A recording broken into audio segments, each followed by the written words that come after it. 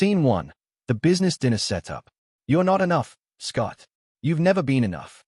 Those words still echo in my head as I walk into Luciano's, an upscale Italian restaurant in downtown where exposed brick meets crystal chandeliers. Beth said them 3 months ago during one of our fights, the kind where she'd compare me to her college friends' husbands, the ones with the corner offices and the vacation homes in Aspen. I'm Scott Freeman, and for 8 years I've been trying to prove to my wife that I'm worth loving, even without the fancy title or the six-figure car. Tonight, I'm here for what should be a routine business dinner with potential investors. Nothing special. Just me, Scott Freeman, mid-level finance manager, trying to close a deal that might finally earn me a promotion. The maitre d', Thomas, checks my reservation, but something's off. His hand trembles slightly as he runs his finger down the list, and his eyes dart toward the back corner of the restaurant like he's seen a ghost. Mr. Freeman, he says, his voice careful, measured. Right this way, sir. I follow him through the maze of white tablecloths and soft violin music, past couples leaning into candlelight, past business deals being sealed over wine that costs more than my monthly car payment. That's when I see it, when my entire world tilts sideways and the air gets sucked out of my lungs. Corner booth, soft amber lighting. My wife, Beth, her auburn hair falling over her shoulders the way it did on our wedding day. She's laughing, really laughing, the kind of laugh I haven't heard from her in 2 years. Her hand rests on top of someone else's across the table. Nathan Cross, her ex-boyfriend, the artist she dated before me, the one she said was too unstable for marriage. She's wearing the dress, the emerald green one I bought her for our 8th anniversary last month, the one that made her eyes light up when she saw it in the box. This makes me feel beautiful again, she'd whispered, kissing my cheek. I'd felt like I'd finally done something right. I freeze mid-step. Thomas keeps walking, not realizing I've stopped, and I watch as Nathan leans across the table and tucks a strand of hair behind Beth's ear. An intimate gesture, a familiar gesture, the kind of gesture that doesn't happen on a first meeting. My phone buzzes in my pocket. I pull it out with shaking hands. Beth, working late at the hospital. Don't wait up, red heart hash. The timestamp, 2 minutes ago. I look up. She's still laughing, still touching him, still wearing my anniversary gift like it means something. The text message sits on my screen like evidence, like proof that I'm not crazy, that what I'm seeing is real. Thomas finally notices I'm not behind him anymore and turns back, his face going pale when he sees where I'm looking. Mr. Freeman, I can seat you somewhere else if you'd prefer. No, I say quietly, my voice surprisingly steady. The booth you reserved is perfect. Because it is. My booth is directly in Beth's line of sight, partially obscured by a decorative column covered in ivy. I can see her. Soon, she'll see me. And when she does, she'll realize that her lie, sent 2 minutes ago while sitting across from another man, has just been caught in real time. I sit down, and Thomas hands me the menu with trembling fingers. His eyes are apologetic, pitying. He knows. Somehow, Thomas knows what's happening, and the sympathy on his face makes this whole thing unbearably real. I don't approach their table. That's what the old Scott would do. Make a scene, demand answers, let emotion control logic. But I'm not that Scott anymore. 3 years of grief and secrets have taught me patience. I pull out my phone and text my assistant, Marcus Chen. The deal is on. Triple the investment meeting. I need witnesses. His response is immediate, on it. ETA 10 minutes. I signal Thomas, who approaches cautiously. Your most expensive bottle of wine, I say clearly, loud enough that my voice carries across the quiet restaurant. Thomas's eyes widen. So, that would be the 2005 Chateau Margaux. It's $4,500 a bottle. Perfect. He returns 5 minutes later with a sommelier, who makes a theatrical show of presenting the bottle, describing its notes of blackcurrant and cedar, the prestigious vintage. The cork pops like a gunshot. I see Nathan's head turn at the sound, his eyes scanning the room nervously. He's always been paranoid, always looking over his shoulder. Some things never change. Beth still hasn't noticed me. She's too focused on Nathan, too absorbed in whatever fantasy he's selling her. The door opens. A woman in a stunning red dress enters. Tall, confident, her heels clicking against the marble floor. Thomas greets her immediately. Ms. Valentine, Mr. Freeman is expecting you. That's when Beth's head whips around. I see her face from across the restaurant. The way her eyes widen at the name Freeman. The way her wine glass stops halfway to her lips. Diana Valentine slides into my booth, her presence commanding attention. Scott, she says warmly, placing a leather folder on the table. Shall we discuss the merger terms? Behind her, I watch Beth's face drain of color. She heard merger. She's starting to wonder. Nathan leans in, whispering something urgent. Beth shakes her head, her eyes locked on my table. The game has begun. Within minutes, my booth transforms into a boardroom. Richard Zhao arrives first, FreeCorp's new COO, a man I hired last month after Marcus died. Then Sarah Mitchell, my attorney, her briefcase clicking open with the efficiency of someone who sealed billion-dollar deals before. Documents spread across our table like a paper empire. Diana's voice carries with perfect projection, so we're agreeing to the merger terms. FreeCorp Industries will absorb Paramount's Asian manufacturing division for $200 million. I see Beth's wine glass slip from her fingers, catching it just before it falls. She heard FreeCorp Industries. The name that's been in the news. The name that's on billboards downtown. The name she doesn't know belongs to me. My grandfather built FreeCorp from nothing. Immigrant grit and iron will. My brother Marcus was supposed to inherit it. Then the car accident happened 3 years ago, and suddenly I became the heir to $340 million in industrial equipment manufacturing. But the will was contested. Probate dragged on, and I made a choice. I wouldn't tell Beth until I knew if she loved me or what I could provide.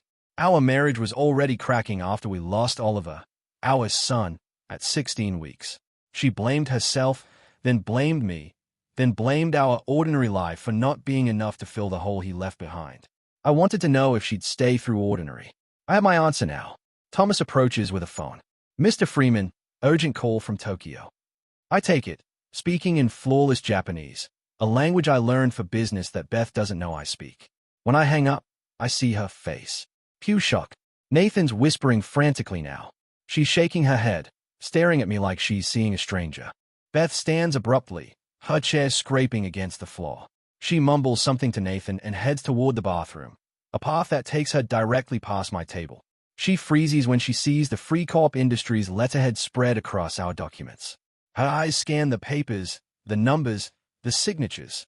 I look up slowly, meeting her gaze with deliberate calm. Hello, Beth.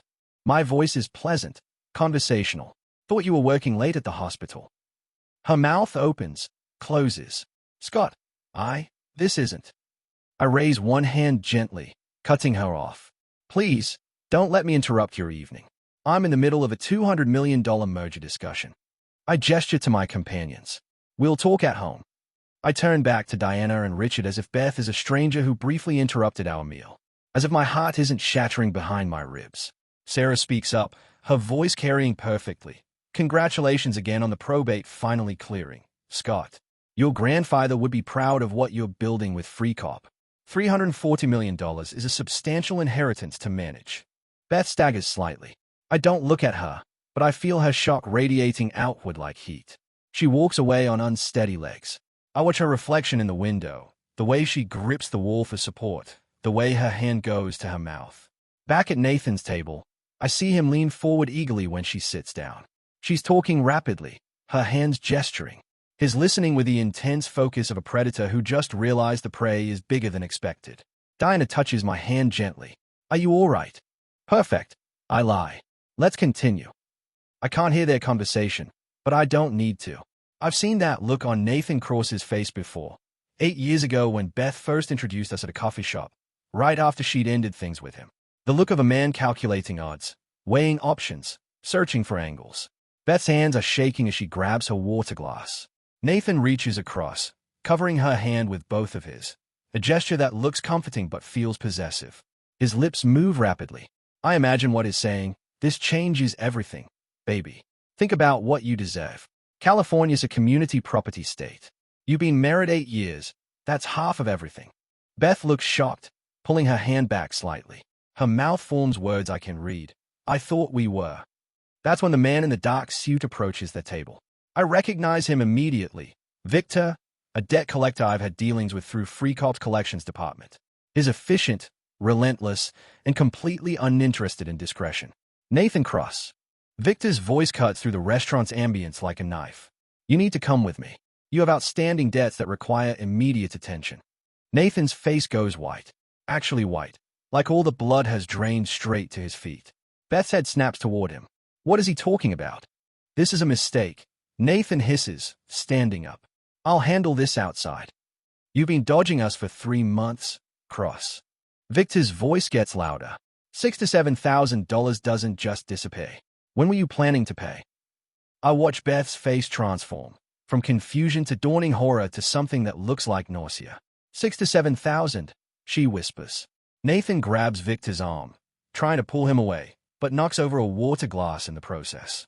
It shatters on the floor, crystal exploding across marble. The entire restaurant turns to look, including me. Victor doesn't budge.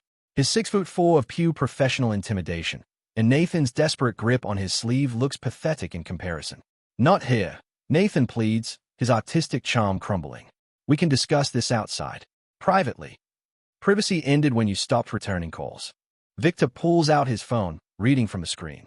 Let's see, credit card debt, personal loans, money borrowed from a loan shark in Queens. Your gallery's a sublease of a storage unit. Your apartment. Evicted 2 weeks ago. So who's the woman? Cross. Another mark. The word mark lands like a slap. Beth's face goes rigid. That's not. She's not. Nathan's stammering, his smooth artist persona completely shattered. You've run this con before.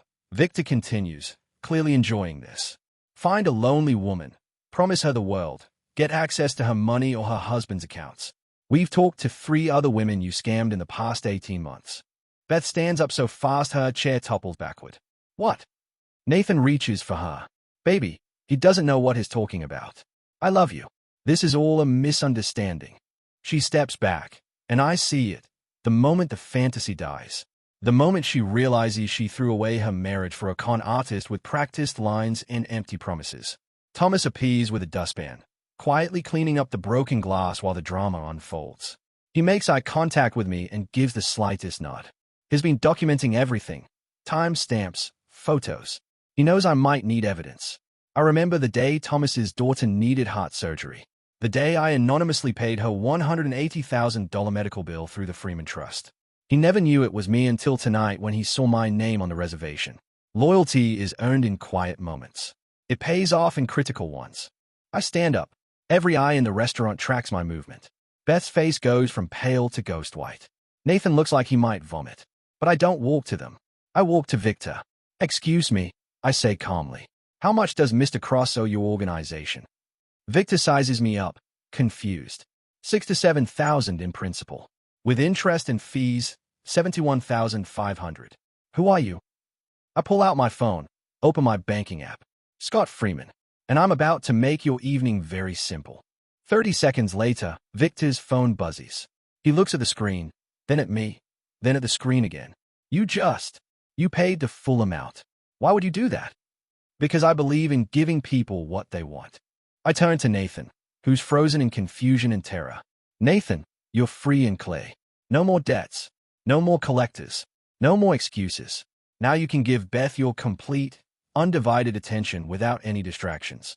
My voice is pleasant, friendly, even. But Nathan understands the message. I've just removed every excuse he had. Every reason Beth might forgive him. He now has to face her knowing she heard the word mark, and knowing I have the power to erase his debts with a phone transfer. I don't understand, Beth whispers from behind Nathan. I finally look at her directly. Don't you? I just bought your boyfriend's freedom. The least he can do is be honest with you about what he wanted from this relationship. Nathan's face crumbles. Scott, man, enjoy your evening, I interrupt, turning back to my table. Diana, shall we move this to the penthouse suite? I think we need more privacy for the contract signing. As I walk away, I hear Beth's voice crack. Nathan, tell me he's wrong. Tell me you actually love me. The silence that follows is answer enough. I'm signing documents when I hear the slap. The sound echoes through Luciano's like a thunderclap, silencing every conversation, stopping every fork mid-bite. Diana pauses mid-sentence. Richard actually winces. Sarah doesn't even look up, just continues reviewing clauses with professional detachment. I don't turn around. I don't need to. I know what's happening. Beth's voice cuts through the silence, low and venomous. You were using me. This whole time. The coffee dates, the messages, the promises about the life I deserved. You were just trying to get money from my divorce. Baby, no, Nathan's voice is desperate. Don't call me that. Another sound, maybe her hand hitting the table. I read about men like you. Women in my hospital support group warned me. But I thought you were different. I thought what we had was real.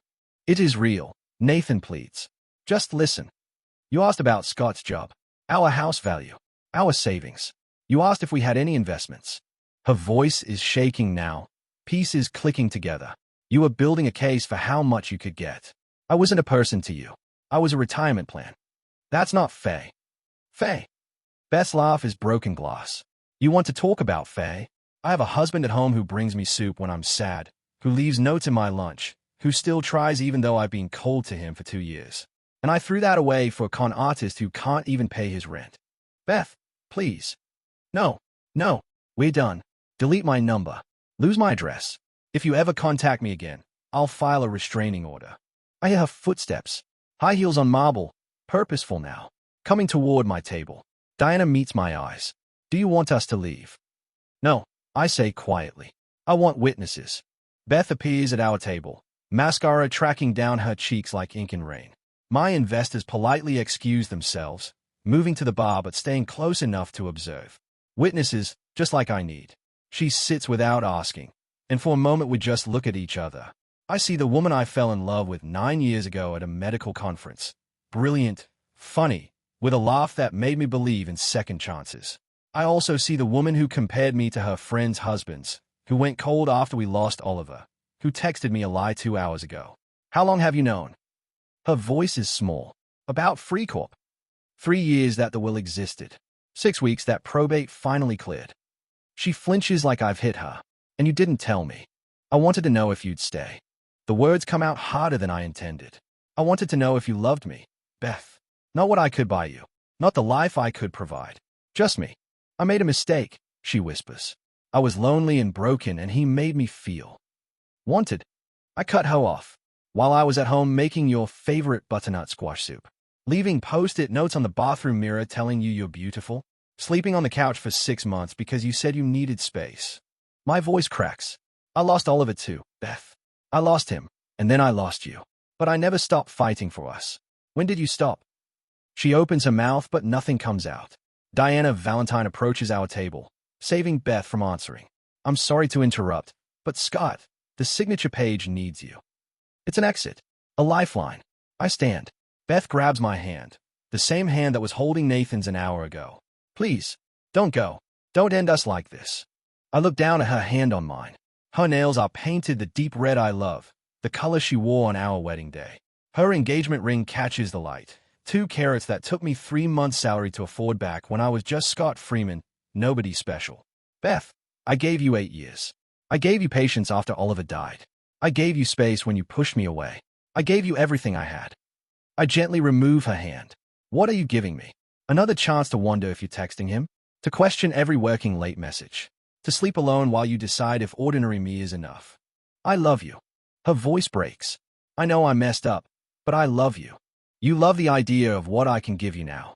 You love Nathan's excitement. You love not being boring, ordinary Scott. I step back. But did you ever just love me? Without conditions. Without comparisons. Her face crumbles, and for a second I almost cave. Almost forgive her. Almost pretend tonight didn't happen. Then she whispers, I'm pregnant. The restaurant doesn't actually stop spinning, but it feels like it does. Diana's hand goes to her mouth. Richard freezes mid-step. Thomas, clearing a nearby table, drops a fork. I sit back down slowly. What did you say? I'm pregnant. Beth's eyes are desperate, pleading. 6 weeks. I found out last week. I was going to tell you. I swear. Scott, it's yours. It's our baby. Our second chance at Oliver's. I pull out my phone. Open my banking app. Navigate to the trust fund I created 3 weeks ago. Turn the screen toward her. Trust fund, Baby Freeman, TBD amount, $50 million created, January 28, 2026. Her hand flies to her mouth. I know you're pregnant, Beth. I found the test in the bathroom trash 3 weeks ago. I continue, my voice eerily calm. You'd wrapped it in tissue and buried it under coffee grounds. But I was taking out the garbage and the bag broke. Beth's face goes from shock to confusion to horror. I created this trust fund the same day. $50 million for our child. I called my lawyer at midnight and had the paperwork rushed through by morning. I pulled the phone back, looking at the screen. I was planning to tell you this weekend. I'd booked the same hotel in Napa where I proposed. The one with the vineyard view you loved. I was going to tell you everything. About Free Corp. About the inheritance. About the trust fund. I was going to ask if we could start over. If we could be a family again with this baby. Scott. She reaches for me, but I stand up. But you were with him tonight. Wearing the anniversary dress I bought you. Planning what? Exactly. To leave me? To ask for a divorce before I found out you were pregnant? Or were you just keeping your options open? I didn't know what I wanted, she sobs. I was confused. You were confused while carrying our child. My voice finally rises, emotion breaking through. You were confused while I was at home creating a $50 million safety net for our baby. While I was planning our second chance. The entire restaurant is dead silent. Even the kitchen staff have stopped moving.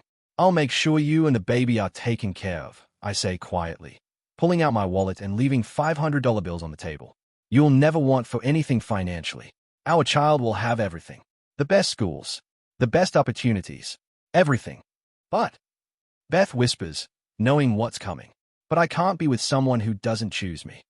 Beth stands, grabbing my arm. You're leaving me? When I'm pregnant? After everything we've. After everything.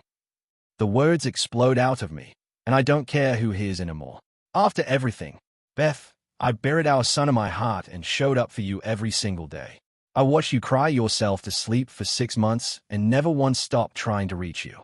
I inherited a fortune and stayed in our tiny 2-bedroom apartment to prove I didn't need money to love you.